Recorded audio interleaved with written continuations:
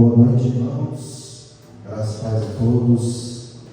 Sejam todos bem-vindos. Mais um culto aqui na Igreja Batista Reformada, culto evangelístico. Esteja atento ao que o Senhor vinha dizer ao seu coração nessa noite. Para meditar, irmãos, vamos abrir o Salmo de número 1, Salmo 1, Salmo bastante conhecido da palavra de Deus. Salmo de número 1, está escrito na palavra do nosso Deus: Bem-aventurado o homem que não anda segundo o conselho dos ímpios, nem se detém no caminho dos pecadores, nem se assenta na roda dos escarnecedores. Antes tem o seu prazer na lei do Senhor, e na sua lei medita de dia e de noite. Pois será como a árvore plantada junto a ribeiro de águas, a qual dá o seu fruto no seu tempo. As suas folhas não cairão, e tudo quanto fizer prosperará. Não são assim os ímpios, mas são como a moinha que o vento espalha. Por isso os ímpios não subsistirão no juízo, nem os pecadores na congregação dos justos.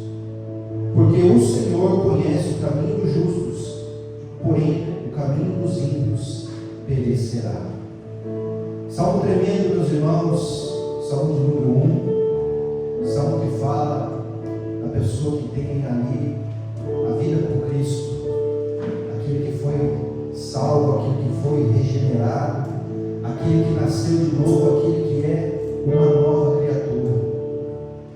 Ele é exatamente como esse versículo de número 3, como uma árvore plantada junto ao ribeiro de águas. Não como uma árvore numa terra seca, mas uma árvore que dá frutos para Deus, frutos do Espírito, a qual o Senhor procura na vida de cada cristão. Os ímpios, infelizmente, eles não subsistirão no juízo, passarão pelo julgamento do trono branco, enfrentarão o duro e justo juízo do nosso Deus. Mas nós, os crentes, os cristãos, nós não pereceremos, nós estaremos ali na congregação, na grande congregação, um só povo, uma só igreja naquele grande dia, ao lado do nosso Deus e do nosso Salvador Jesus Cristo. Então essa é a diferença, meus irmãos, entre o justo e o ímpio, entre aquele que serve e aquele que não serve a Deus. Que Deus nos ajude a perseverarmos até o fim, como diz lá no livro do Apocalipse, aquele que perseverar até o fim será salvo. Que Deus nos ajude, que Deus nos fortaleça cada dia, estando com o nosso coração aberto para servirmos a Deus, com alegria no nosso coração, com entusiasmo, porque assim o Senhor procura os verdadeiros adoradores, aqueles que o adoram em espírito e verdade. Vamos orar, meus irmãos, para que Deus possa abençoar o culto nesta noite, para que Deus venha falar conosco através dos louvores, os louvores que o grupo já escolheu, já ensaiou. Eu tenho certeza que Deus já está falando ao nosso coração e Deus continuará falando. E também no momento da palavra, um momento que é especial também, onde nós estaremos ouvindo a palavra de Deus diretamente ao nosso coração. Curva a sua cabeça, vamos orar. Querido e soberano Deus, Pai bendito, nós nos entregamos diante de Ti nesta noite. Saímos da nossa casa, Senhor, do nosso lar. Estamos aqui hoje na Tua igreja, Pai, na Tua casa. Viemos aqui, Senhor, para Te cultuar, ó Deus. Abre os nossos ouvidos espirituais para que possamos ouvir a preciosa porção da Tua palavra. Senhor Deus, abençoa este culto nesta noite. Abençoa, ó Deus, o Paulo, a Letícia, que estão ali cuidando da transmissão. Abençoa o louvor, ó Deus, este grupo, a qual já ensaiou os louvores para glorificar o Teu nome. Abençoa também, ó Deus, o irmão Fábio, que estará trazendo a Tua palavra Unge os lábios dele, ó Deus, para que a tua palavra fale com cada um de nós esta noite. Que tudo que for feito aqui, Senhor, venha a ser para a glória, para a honra, para o louvor do teu santo e bendito nome, Senhor. Assim, ó Deus, nós cremos, assim, ó Deus, nós já te agradecemos, Senhor. Receba o nosso culto nesta noite de adoração ao Senhor. E que o Senhor continue, ó Deus, operando, ó Senhor, no nosso meio, na nossa vida, no meio da nossa família, Pai. Assim, nós te agradecemos, Senhor. Perdoa, Senhor, os nossos pecados, as nossas falhas, as nossas omissões, que muitas vezes, ó Deus, cometemos. E que o Senhor venha, Senhor, ser glorificado nesta noite. Assim, Pai, oramos em nome de Jesus. Nós, irmãos da igreja, vamos ficar de pé, vamos adorar a Deus, adorar o nosso Senhor com entusiasmo no nosso coração. Ofereça este culto de adoração ao Senhor.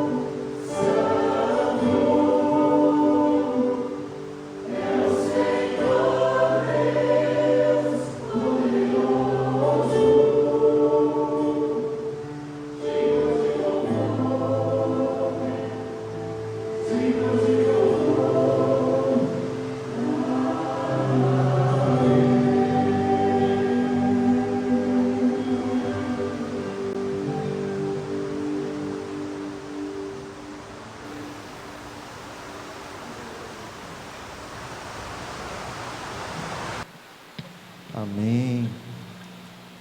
Louvado seja Deus. Quero saudar o pastor Cícero, pastor da primeira igreja presbiteriana. Quero pedir ao pastor Cícero subir aqui, orar pelo nosso irmão Fábio, que estará trazendo a mensagem hoje. Louvado seja Deus, irmão Fábio também. Se o irmão puder vir aqui. Amém. Louvado seja Deus.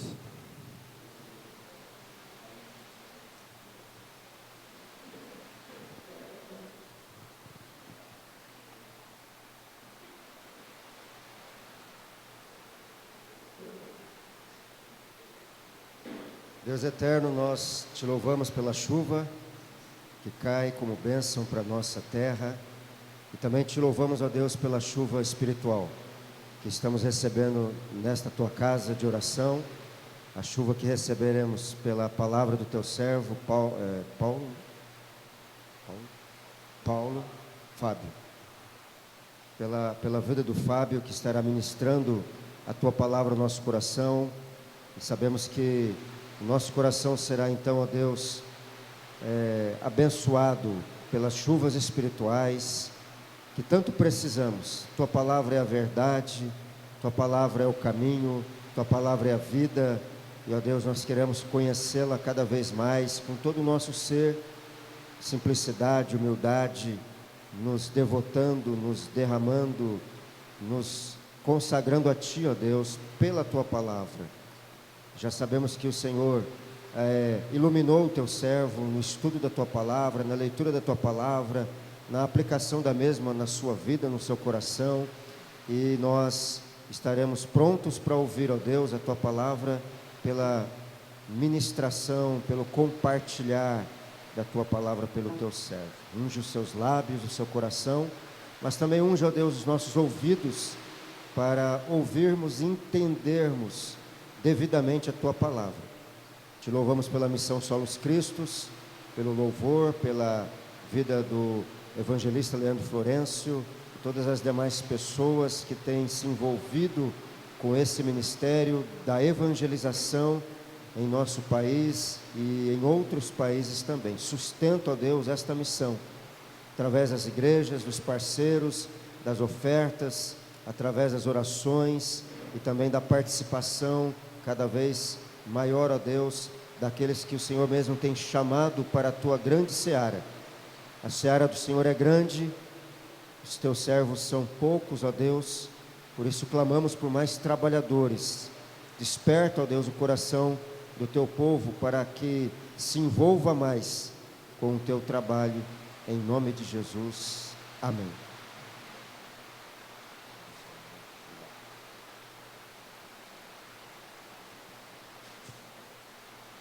Graça e paz, igreja.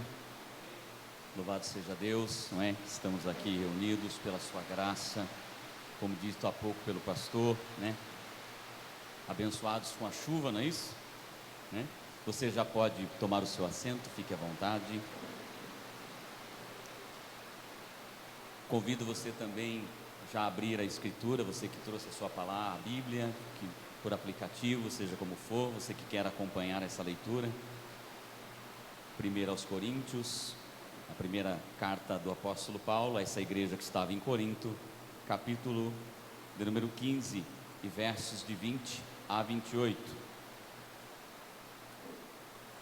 1 aos Coríntios, capítulo 15, versos de 20 a 28.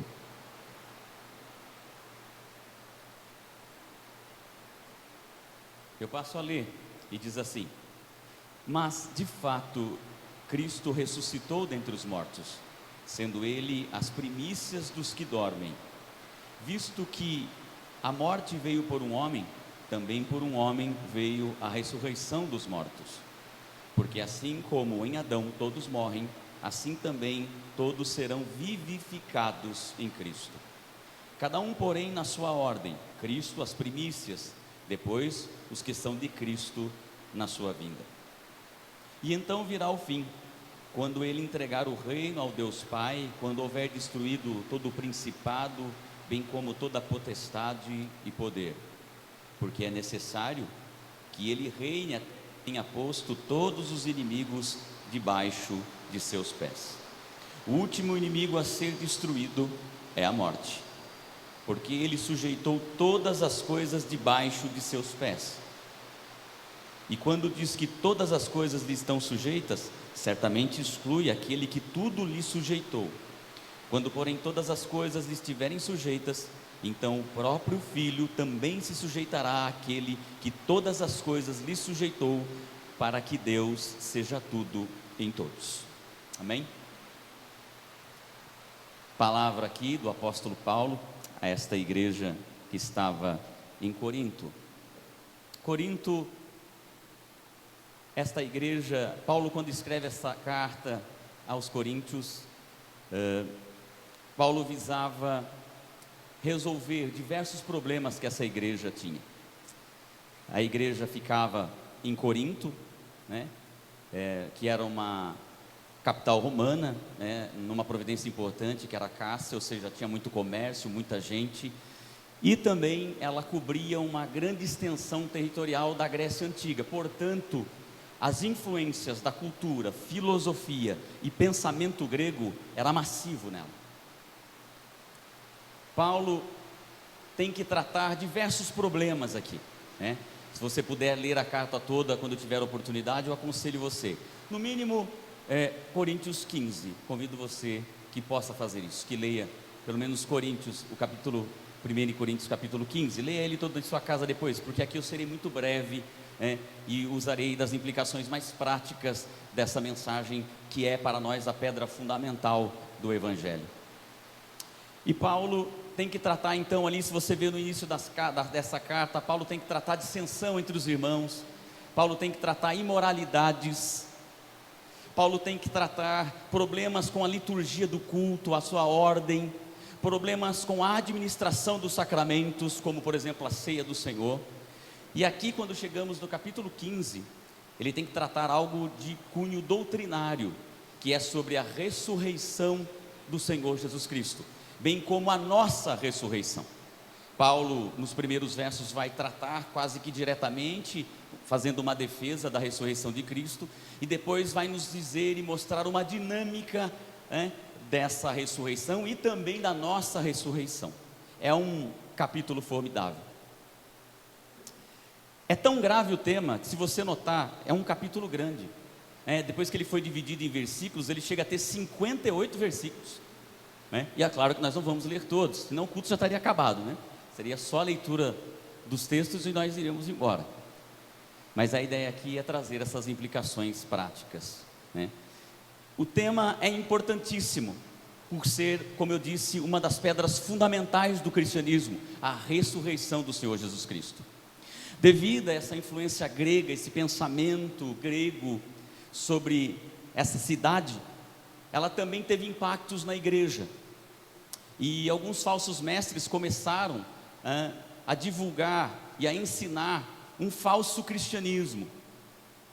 Os gregos não acreditavam na ressurreição, né?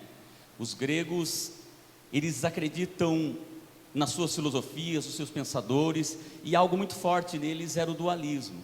O dualismo é quando eles acreditam que a matéria é intrinsecamente má e o imaterial é bom. A exemplo do corpo, por exemplo, que a matéria, ele é mau e a alma é boa.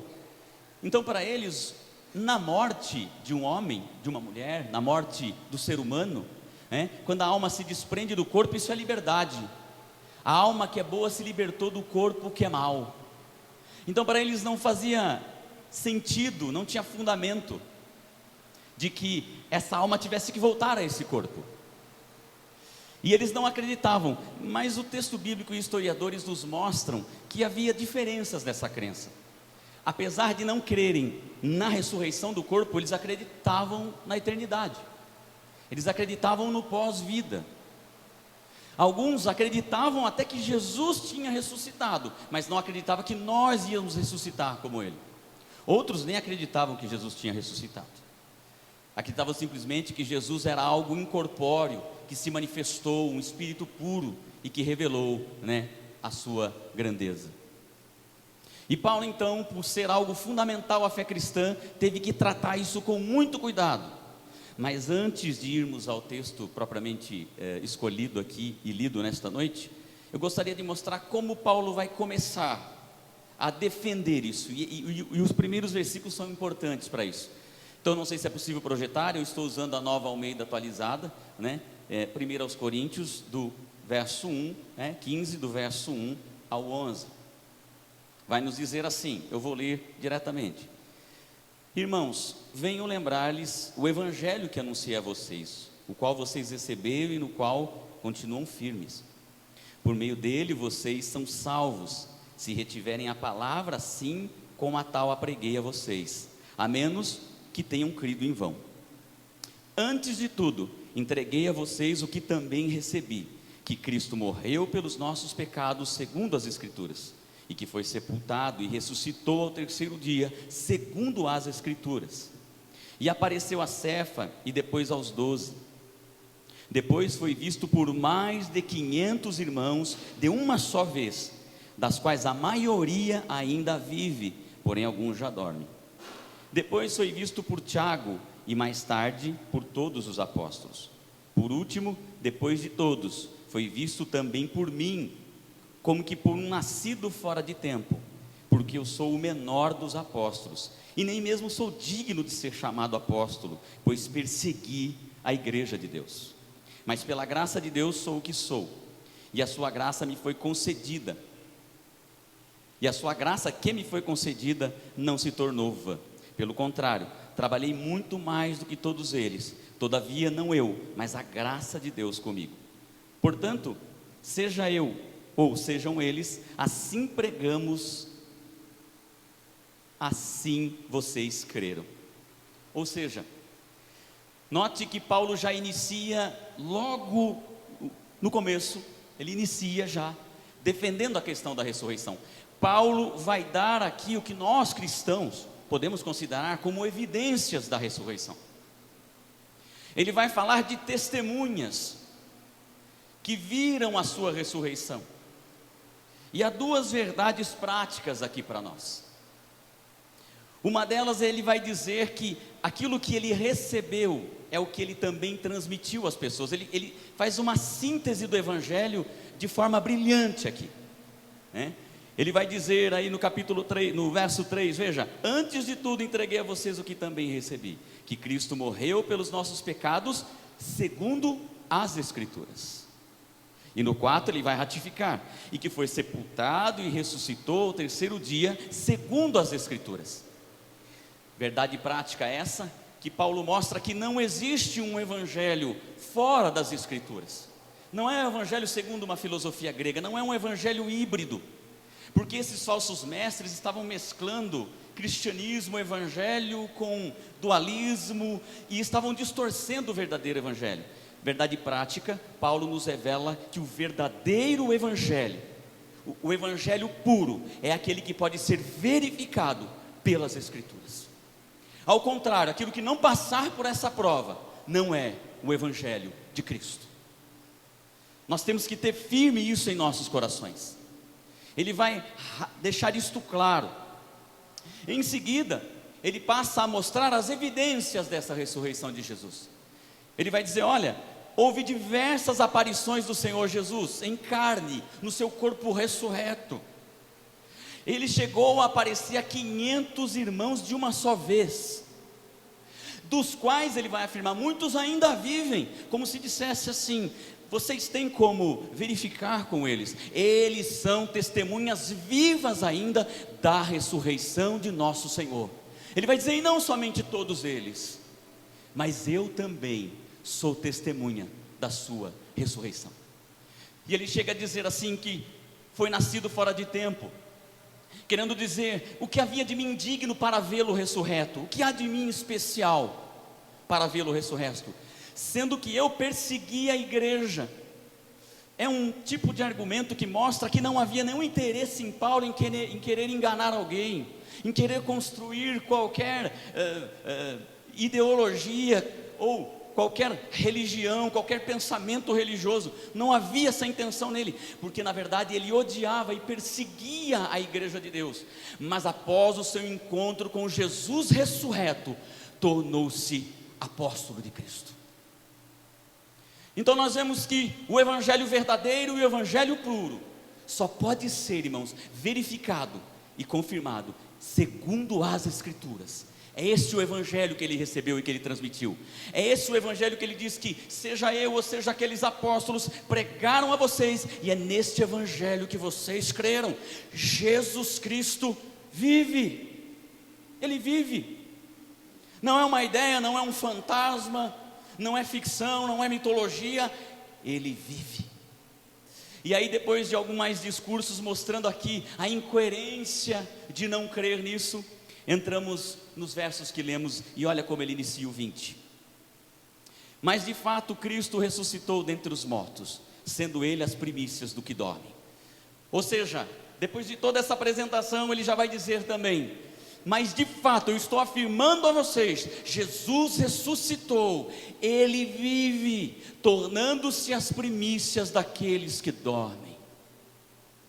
Ele ratifica, ele garante que Jesus vive, dando a entender que para os crentes, essas evidências apresentadas são suficientes para os que creem em Cristo. São muitas testemunhas desse evento, são muitos atos, dentre tantos outros que nós poderíamos citar, percorrendo por todo o capítulo de Coríntios, como por exemplo a transformação de muitos que viviam em Corinto, uma cidade conhecida por sua perversidade e alta imoralidade. Muitos tiveram suas vidas completamente transformadas. O que faria isso no cerne, no coração do homem, senão o poder de um Cristo ressurreto, um Cristo que vive? Não é uma religião de um profeta, de um filósofo que morreu, não, mas de alguém que afirmou e garantiu tudo o que anunciou, ressuscitando dos mortos. Bendito seja o nome do Senhor. No 21, visto que a morte veio por um homem, também por um homem veio a ressurreição dos mortos. Porque o 22, porque assim como em Adão todos morrem, assim também todos serão vivificados em Cristo. Agora ele vai começar também a trabalhar a transição entre a ressurreição de Cristo, que é uma evidência, que ele disse de fato Cristo ressuscitou e ele vive, e vai começar a tratar da dinâmica dessa ressurreição e também da nossa, né? E aqui ele quer mostrar aos gregos, aos crentes de Corinto, já o que ele tinha apresentado quando pregou o evangelho entre eles, quando fundou a igreja. Ele vai dizer: por um homem veio a morte, também por um homem veio a ressurreição. Veja que ele está equiparando homem com homem. Ele está dizendo: o que é um homem, senão um ser como nós, com um corpo, com uma alma, a parte material e a parte imaterial. Assim como a morte veio por um homem, veio também a ressurreição por um homem. E agora ele vai mostrar para nós quem é esse homem. Tudo isso para continuar defendendo que a ressurreição é sim corpórea. Haverá uma transformação dos corpos, assim como Cristo sendo as primícias, e logo já falaremos sobre as primícias, Cristo sendo as primícias, o primeiro desse tipo de ressurreição. Então, no verso 22, ele vai mostrar quem é esse homem que trouxe morte e quem é esse homem que trouxe ressurreição. Olha o que ele diz: visto que a morte, porque assim como em Adão todos morrem, assim também todos serão vivificados em Cristo. Então este homem por quem veio a morte é Adão, e vamos nos lembrar que a desobediência, o pecado de Adão realmente transmitiu a toda a humanidade, tendo Adão como cabeça federal, como representante primeiro da humanidade, né? Sendo a humanidade descendência de Adão, que era homem e que pecou, está agora sob maldição e morre por isso. O salário do pecado é a morte. Portanto, o castigo alcança Adão e alcança toda a sua descendência. Então, a morte vem por Adão, mas ele vai dizer: mas também por um homem, que é o Cristo, vem a ressurreição, e é nesse Cristo que nós seremos vivificados.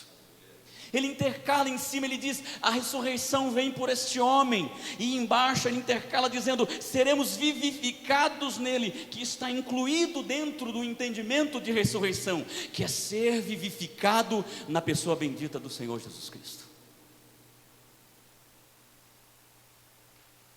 Ou seja, pela desobediência e pecado de Adão, a morte veio a todos os homens, mas pela obediência passiva e ativa de Cristo, pela santidade de Cristo, nós seremos vivificados. O 23, cada um, porém, na sua ordem. Ele vai dizer, calma, porque alguns poderiam estar questionando, nunca vimos a ressurreição de ninguém, nunca vimos esse corpo ressurreto em ninguém. E aí ele vai mostrar que existe uma ordem, dentro de um plano já estabelecido por Deus. Vamos nos lembrar que Deus tem os seus decretos, vamos nos lembrar que Deus decretou todas estas coisas ainda na eternidade, e que depois de criada todas as coisas no tempo e no espaço, Ele está providenciando e fazendo por garantia cumprir todo o seu plano, e é isso que está nos alcançando agora. Não há possibilidade do plano de Deus falhar, não há possibilidade da ressurreição falhar. Primeiro porque Paulo já mostrou nos primeiros versos, Cristo ressuscitou, e nós testificamos porque vimos com os nossos olhos. E ele vai dizer, e isso segundo as Escrituras, que também não podem falhar, porque tudo quanto as Escrituras falam de Jesus, foi cumprida na sua vinda, na sua vida, na sua morte, na sua ressurreição e na sua ascensão, para a nossa justificação. Então agora ele começa a mostrar uma certa ordem estabelecida por Deus, porque dentro do tempo e do espaço aprove a Deus estabelecer ordem para as coisas. Deus já havia determinado o dia que Cristo viria, Deus já havia determinado todas as coisas. Nós sabemos que chegará o último dia, muito conhecido como o dia do juízo final, o dia da ressurreição. Conhecemos estas coisas, que também são coisas futurísticas, tem a ver com a escatologia, com a doutrina do fim e das últimas coisas. São coisas que ainda não chegaram, mas que certamente, assim como as profecias e os profetas do Antigo Testamento, e a lei de Moisés e os livros de Moisés profetizaram sobre Cristo, Ele veio, concretizou tudo quanto estava escrito sobre Ele, assim também aquilo que foi escrito sobre o que virá depois, acontecerá, que será a sua segunda vinda, e Ele vai falar sobre isso. Então existe uma ordem, guarde isso, na salvação e na ressurreição. Cristo o primeiro, e depois os que creem nele, como veremos agora. Cada um, porém, na sua ordem, Cristo as primícias, depois os que são de Cristo na sua vinda. Ou seja, Cristo como as primícias. Primícias nós podemos entender de duas formas aqui. As primícias eram, na cultura judaica, na tradição judaica, às vezes, aqueles primeiros frutos da terra que os judeus tiravam no início da safra, que antecipava a colheita como um todo, e ofertavam ao Senhor em gratidão, porque sabiam que o que eles estavam levando era apenas uma amostra, mas eram os primeiros frutos da terra, de toda uma safra que viria na colheita, que seria muito maior do que o que eles estavam levando, e que seria igual àquela premissa que eles estavam entregando. Não sei se os crentes de Corinto poderiam entender a questão de tradição judaica, pode ser que sim, mas também os próprios agricultores da época tinham esse entendimento, porque parece-me também que havia, segundo os historiadores, uma prática comercial das pessoas que pegavam essas primícias do campo, esse início de colheita, para apresentar de forma comercial, mostrando a qualidade. E aí, se alguém gostasse daquilo, se comprometia em comprar toda a safra, sabendo que aquilo era só o princípio de tudo o que viria, porque haveria toda uma safra com aquela qualidade, com aquela característica. Cristo é para nós, nós queremos entender de uma forma bem simples, os primeiros frutos da ressurreição, e é isso que ele está dizendo. Mas ele está dizendo que Cristo sendo o primeiro, e ele já ressuscitou, como ele já comprovou e já demonstrou isso através de evidências, que eles são testemunhas disso, ele vai dizer assim: mas os que são de Cristo também ressuscitarão com ele e como ele na sua vinda. Ele voltará e nos ressuscitará, e entendemos isso pelas Escrituras, que estaremos então para sempre com ele, e com ele reinaremos. Bendito seja o seu nome. 24, e então virá o fim, quando ele entregar o reino ao Deus Pai, quando houver destruído todo o principado, bem como toda a potestade e poder, porque é necessário que ele reine até que tenha posto todos os inimigos debaixo de seus pés. O último inimigo a ser destruído é a morte. A ordem, ele continua dando a ordem aqui, mostrando o seguinte: Cristo já reina, meus irmãos, ele não vai reinar, ele já reina. Após as primícias, sendo ele as primícias da ressurreição, como foi visto também pelo Estevão no seu martírio, Cristo já está à destra de Deus, e ele já reina, porque Deus passou a ele essa autoridade, de dentro do espaço e do tempo, fazer a gerência de todo esse processo, até que o último inimigo deles esteja vencido, que seria a morte. Depois de tudo isso sendo feito, volta-se então toda a autoridade e poder a Deus. E nós não devemos entender aqui, que embora a Escritura diga que o próprio Filho se sujeitará a Ele, de que há uma diferença de hierarquia entre Pai, Filho e Espírito Santo. Não, de forma simples, porque não é objetivo expor isso essa noite, mas para esclarecer, o texto quer somente nos mostrar que dentro do plano de salvação, há uma função, há uma ação do Pai, do Filho e do Espírito Santo, e tendo o Filho como homem, cumprido tudo o que ele estava ordenado, o reino volta a Deus. E vamos nos lembrar, Jesus Cristo também é Deus, porque tudo pertence a Ele. Olha o que diz o 28, quando porém todas as coisas estiverem sujeitas, então o próprio Filho também se sujeitará àquele que todas as coisas lhe sujeitou, para que Deus seja tudo em todos. Lembra do só lhe deu glória? Porque toda a glória pertence a Deus, e tudo isso se volta para Ele. Mas o que eu gostaria, de forma mais prática hoje para nós, olhando para o que já lemos, porque se eu for expor todo o Coríntios 15, é o que eu falei, nós levaríamos dias, meses. Eu gostaria de dar duas ênfases, que talvez às vezes a gente não para pensar. Você já analisou que a igreja de Corinto, ela acreditava numa vida após a morte? Acreditava inclusive em Jesus, um evangelho híbrido, um evangelho impuro, mas acreditavam em Jesus, não é assim? Qual é a razão disso incomodar Paulo, preocupar o apóstolo Paulo? Qual é a razão disso preocupar a igreja contemporânea como nós? Por que deveríamos considerar irrelevante o importante que crê em Jesus? Isso é mais importante? Não, toda a doutrina é fundamental, e como nós vimos, o evangelho puro e verdadeiro é segundo as Escrituras. A ressurreição de Jesus é pedra fundamental, é doutrina central da fé cristã, e não pode ser negada. Não é só pelo fato se ela é bonita ou não, se porque os gregos tinham algo mais romântico a apresentar em sua retórica e oratória, é porque isto é a verdade e a realidade, porque a nossa salvação está nisso. Você já parou para pensar por que a ressurreição é importante? Por que a ressurreição de Jesus é tão importante? A ressurreição de Cristo é a garantia de que a sua morte vicária e expiatória satisfaz plenamente a justiça de Deus. É a prova de que Deus aceitou a oferta de Cristo pelo perdão dos nossos pecados, de forma completa e definitiva. Ou seja, a maldição e o castigo que nos traz a morte foram anuladas naqueles que estão em Cristo.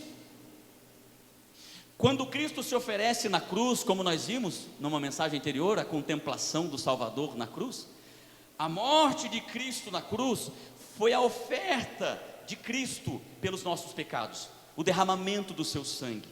Ele é, conforme disse João Batista, o Cordeiro de Deus que tira o pecado do mundo.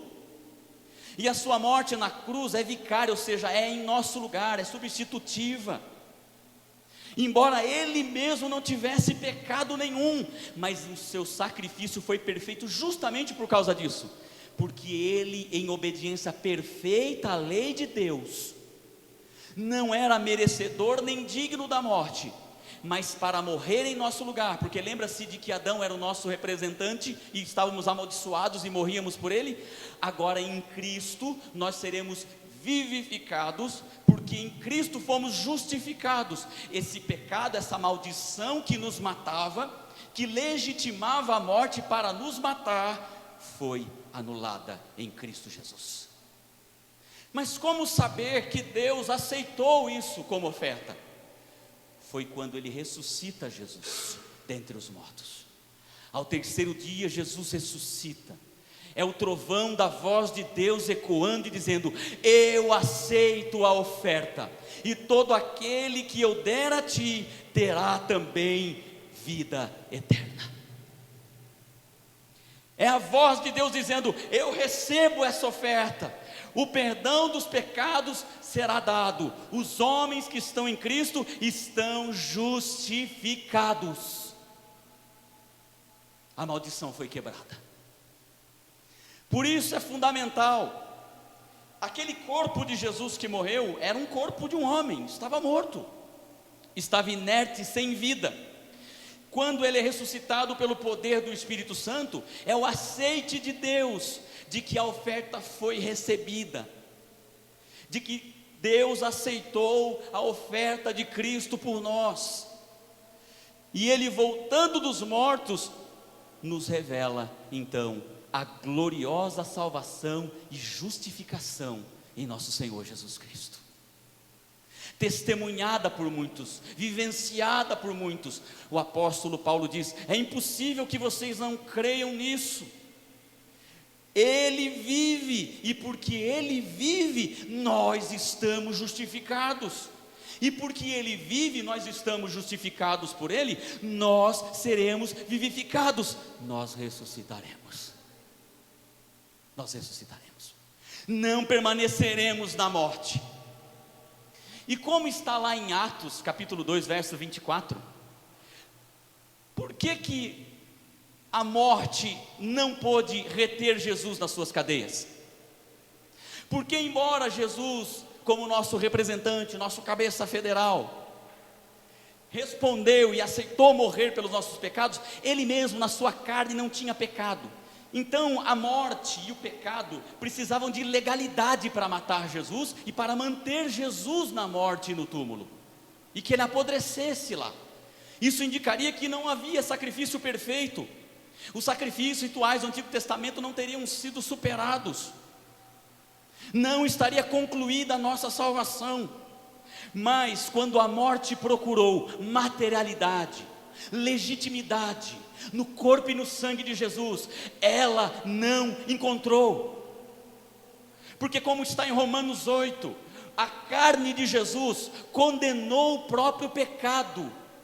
O pecado se fortalece, o pecado reina na carne humana. É ali que ele reina absolutamente. Mas Cristo, quando encarnou, Ele condenou o pecado na sua carne. Ao invés do pecado condená-lo, Ele condena o pecado. E agora a morte, quando procura legitimidade, materialidade, para manter Jesus em sua cadeia, não encontra, e é obrigada a liberar Jesus dos mortos. Tendo então Jesus nesse ponto, sendo Ele as primícias, já vencido a morte e o pecado.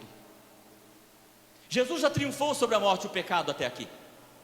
No entanto, Ele só vai considerar a sua obra perfeita e completa quando Ele comunicar a mim e a você essa mesma vitória sobre o pecado e a morte.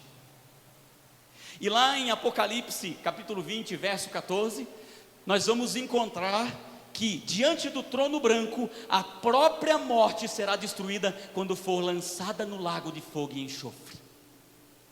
E para nós, que estamos em Cristo, se estivermos mortos ou vivos, ao soar da última trombeta, nós também retornaremos dos mortos. Os que estão vivos terão o seu corpo glorificado, os mortos ressuscitarão para estar com Cristo como Ele é, e tendo a morte sendo destruída, como em Apocalipse 20, então a vitória estará completa.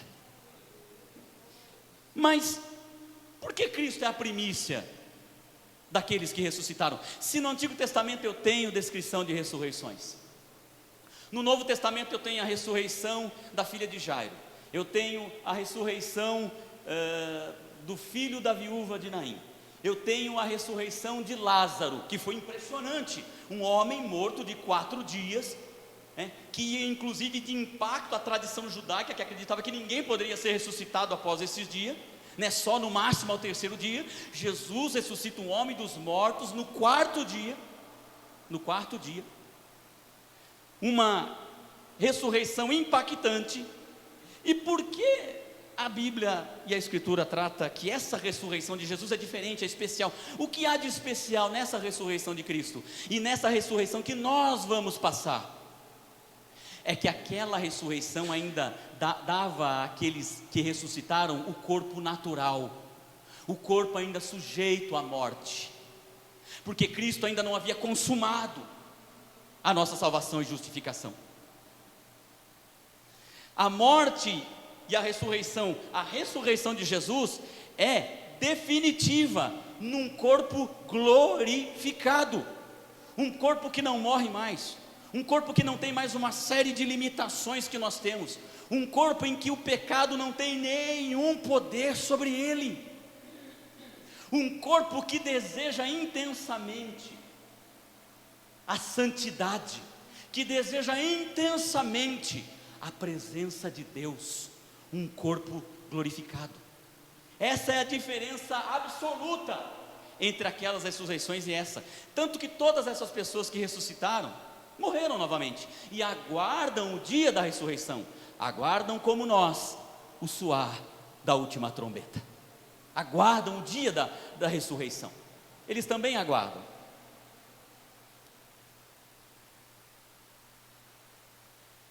Então a morte de Jesus é diferente de todas as outras, porque visto que Deus deu o aceite, de que Ele aceitou a oferta pelos pecados, na carne de Jesus não havia nenhuma legalidade para que Ele ficasse na morte.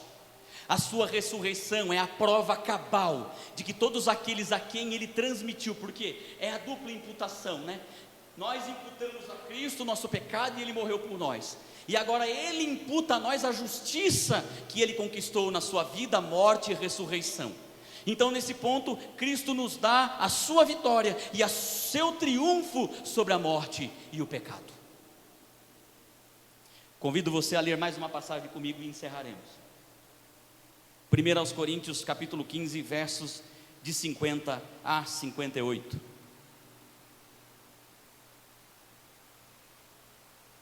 Nossa, esse horário já? Quanto tempo eu estou pregando? Uns 20 minutos? 30? 1 Coríntios capítulo 15, versos de 50 a 58. Com isto quero dizer, irmãos, que a carne e o sangue não podem herdar o reino de Deus, nem a corrupção herdar a incorrupção. Eis que vou revelar-lhes um mistério: nem todos dormiremos, mas todos seremos transformados. No momento, no abrir e fechar de olhos, ao ressoar da última trombeta,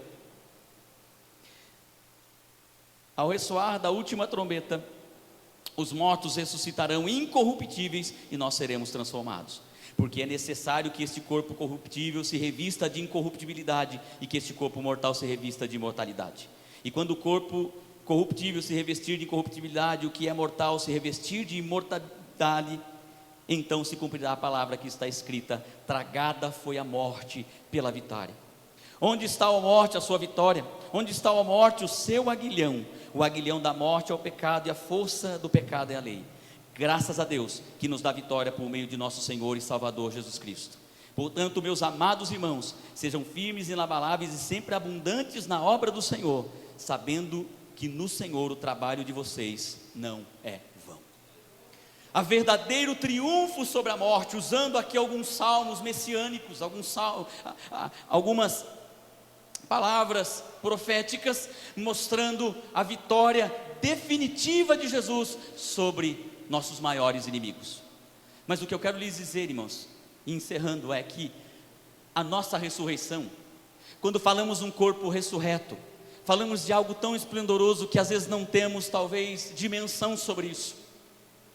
É um corpo que desfrutará de forma absoluta, de forma profunda, a paz, a alegria e a comunhão com Deus. Não somente com Deus, mas de um para com os outros, para com a criação. Haverá um relacionamento perfeito. O nosso corpo estará novamente preparado para contemplar e receber a glória e o esplendor de Deus.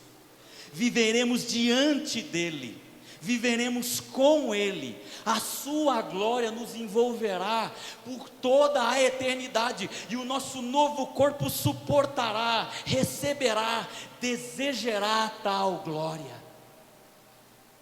Tem como resistir a tal convite? Tem como resistir a tal verdade? Jesus Cristo vive, e é porque ele vive que nós seremos vivificados com ele. Amém? Então que Deus abençoe aos irmãos. Grato pela oportunidade, farei aqui já a oração em gratidão a este culto, a palavra. Amém? E seguiremos com o restante da missão.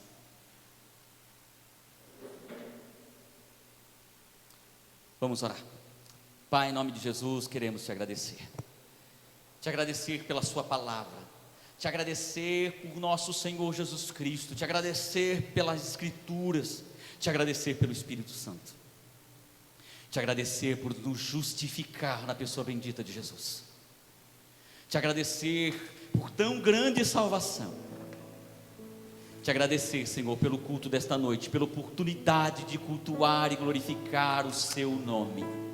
Só podemos dizer de tudo isso, Senhor: venha o teu reino e seja feita a sua vontade, porque teu é o reino, a glória e o poder para sempre.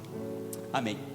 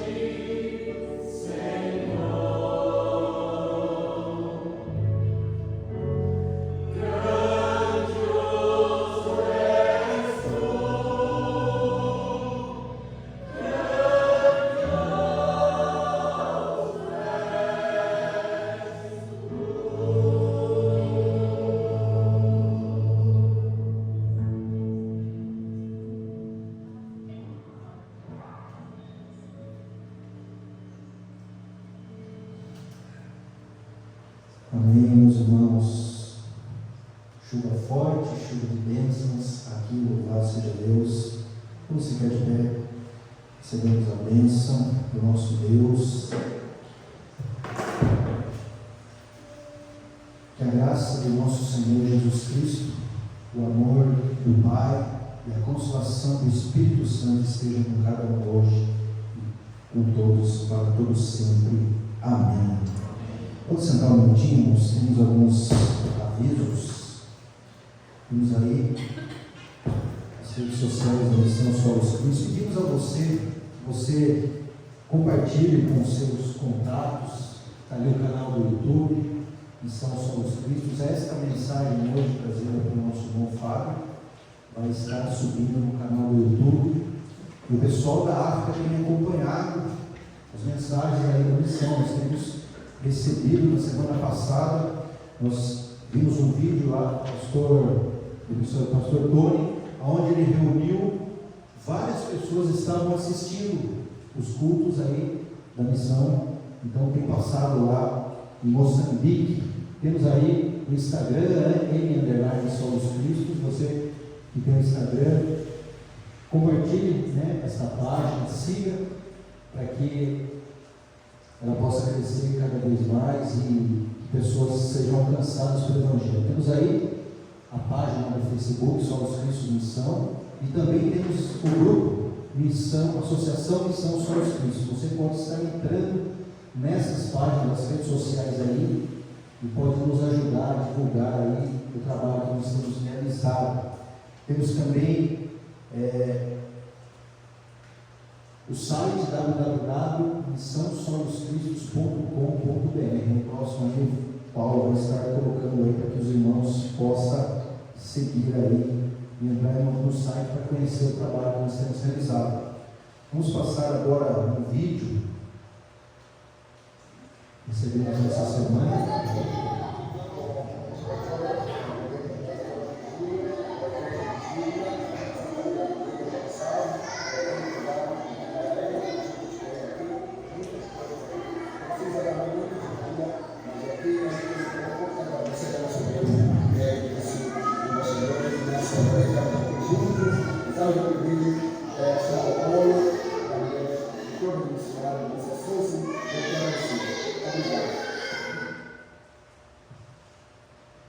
Amém. Louvado seja Deus. Então é dessa maneira, meus irmãos, que nós trabalhamos. Nós enviamos material lá para os irmãos, para os obreiros lá na África. Temos enviado os Bíblias, E graças a Deus, desde o início desse trabalho, nós já conseguimos, acho que chegamos a enviar 15 mil Bíblias lá para Moçambique. Temos também irmãos trabalhando no campo missionário na Zâmbia. Então pedimos para que você nos ajude, para que você possa investir nesta obra. Você pode fazer uma doação, você pode nos ajudar divulgando, orando por nós, para que esse trabalho ele continue avançando, ele continue crescendo. É o objetivo da missão, fazer discípulos para o Senhor Jesus Cristo em todas as nações. Então contamos com o seu apoio, com a sua ajuda. Esse vídeo aí que foi passado aí, ele foi lá na região de Mumbala, lá em Quilimane. Então, há vários distritos ali naquela região, povos ainda que não foram alcançados pelo Evangelho, e nós estamos ali, juntamente com esses obreiros, para distribuir Bíblias, para que as pessoas tenham acesso à palavra de Deus. Está aí, você pode fazer a sua oferta ali no QR Code, ali o missionário Alberto com as Bíblias, momentos antes de adentrarem ali ao campo missionário. Então, nos ajude, meus irmãos, divulgando esse trabalho, orando para que as pessoas lá tenham acesso ao Evangelho do nosso Senhor Jesus Cristo. Amém? Que Deus nos ajude e até o próximo culto, se assim Deus nos permitir.